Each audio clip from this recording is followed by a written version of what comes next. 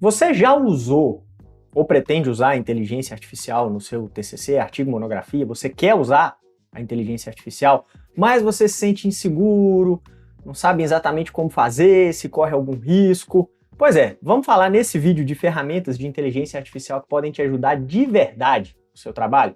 Bora? Então beleza, vou te dar uma lista aqui, vou te passar insights a respeito do uso dessas ferramentas, como você pode potencializar os resultados que essas ferramentas geram. E a última ferramenta que eu vou te mostrar, ela é muito surpreendente. Ela me surpreendeu, inclusive, e hoje surpreende muito dos meus alunos, aqueles que estão inscritos no TCC Sem Drama. Professor Hamilton Quintela aqui, então vamos falar sobre inteligência artificial aplicada com consciência na produção científica, tá? Porque aplicar inteligência artificial de maneira errada tem um monte de gente para mostrar por aí. Então vamos começar a resolver esse problema. Bora lá? Olha só. Pergunta básica, antes de eu começar a falar das ferramentas. Pode usar inteligência artificial no TCC? Sim, com cuidados. A inteligência artificial, ela não é a solução absoluta para todos os problemas, como algumas pessoas querem te vender, mas ela também não é, ela não precisa ser tratada como um demônio no contexto da produção científica. Não é isso. A inteligência artificial ela é uma ferramenta para qualquer atividade profissional e para a produção científica, ela é uma ferramenta. Então, dependendo da maneira através da qual você utiliza a ferramenta, ela te dá bons resultados. Dependendo da maneira através da qual você utiliza, ela é uma armadilha, ela te coloca em furadas, roubadas. Então, a resposta é, quer usar a inteligência artificial na produção científica? Ok, mas faça isso sem abrir mão da sua inteligência. Faça com consciência, tá? Faça com conhecimento e com orientação, porque as pessoas têm cometido muitos erros, muitas vezes influenciadas por pessoas que se dizem especialistas, mas não entendem de produção científica. Tá? A inteligência artificial pode ser identificada no texto? Cara, e nem precisa de software para isso. Eu identifico a utilização da inteligência artificial nos textos dos meus alunos todas as vezes. Tá?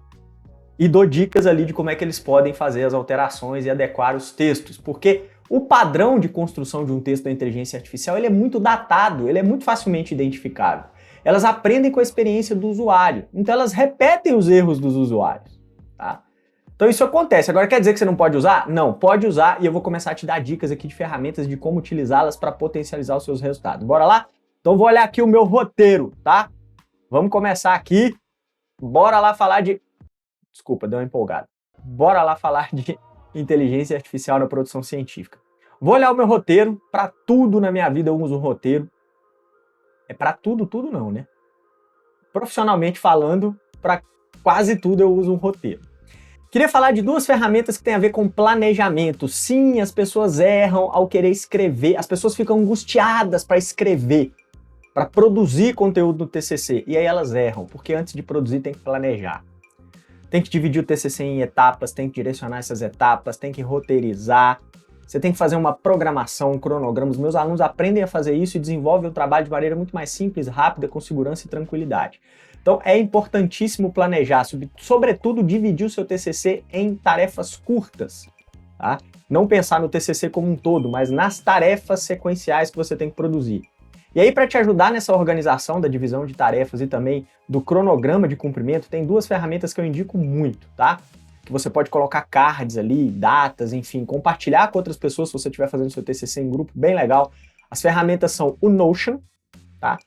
E o Trello. São ferramentas de planejamento, que hoje já tem ali por trás da programação alguns recursos de inteligência artificial e são excelentes para planejamento de projetos. E o TCC, o artigo, a monografia, eles são um projeto, ok? Então, Notion e Trello. Indico bastante. Duas ferramentas, inclusive, gratuitas, tá? Nas versões mais básicas. É sempre assim, mas a versão mais básica já vai te atender bastante, tá? Vamos falar agora de referencial teórico, que é um calcanhar de Aquiles aí para muitos alunos, tá? Com relação a referencial teórico, a regra básica é o seguinte: fuja das inteligências artificiais generativas. Tipo ChatGPT, Aitor. Eu não gosto muito do Aitor, inclusive, porque ele vende a ilusão para as pessoas de que ele não é detectável. E ele é facilmente detectável. Mas enfim, quer usar? Usa, tá? Mas essas inteligências artificiais generativas, ou seja, que produzem conteúdos, elas não são as mais indicadas para você buscar referências. Referencial, buscar lá os artigos, os autores, os materiais, os conteúdos com os quais você vai trabalhar. Fuja dessas inteligências artificiais. Por quê? Porque elas reconhecidamente apresentam erros sistêmicos. É o que a gente chama de alucinações das IAs. Então elas trazem para você um autor que não existe, ou relacionam um autor a uma obra que ele sequer escreveu, ou relacionam o autor a um conceito como se o conceito fosse o nome da obra. São vários os erros, e os erros são sistêmicos, o que significa dizer que não tem prompt, não tem linha de comando mágica que o especialista A, B ou C vai te ensinar para que você elimine esses erros. Não existe isso. Os erros serão cometidos, você pode se dar mal. Então existem ferramentas específicas para pesquisa de referencial teórico. Muita gente usa o Mendeley. Eu não gosto, mas é uma opção. Quais são as duas que eu uso? A primeira, que passou a utilizar a inteligência artificial na busca de conteúdos, que é o Google Acadêmico, que muitas vezes é tão criticado por professores que sequer entendem que o Google Acadêmico faz pesquisas através da sua inteligência artificial nas outras bases de dados. Aquelas bases de dados que o seu professor reputa como oficiais, maravilhosas, né, muito melhores do que o Google Acadêmico. Pois é, o Google Acadêmico vai lá e busca dentro dessas outras bases aquilo que existe de mais relevante e traz para você. É que seu professor não sabe disso, seu orientador não sabe disso. E a primeira plataforma de pesquisa a usar recursos de inteligência artificial lá na base da sua programação foi o Google Acadêmico. Ele usa até hoje e tem uma série de funcionalidades, vamos chamar assim, né? Você pode selecionar por ano de publicação, você pode escolher um autor específico, você pode selecionar por língua, né? Se você estiver fazendo uma pesquisa em português, inglês, enfim, uma série de soluções bacanas para você fazer a sua pesquisa. Uma outra plataforma que eu tenho utilizado muito e tenho recomendado aos meus alunos, e o pessoal da edição vai colocar aqui para você, é o Connected Papers, tá? O Connected Papers, ele tem uma característica que é muito legal, que é relacionar uma obra específica que você encontrou, uma referência específica a outras referências.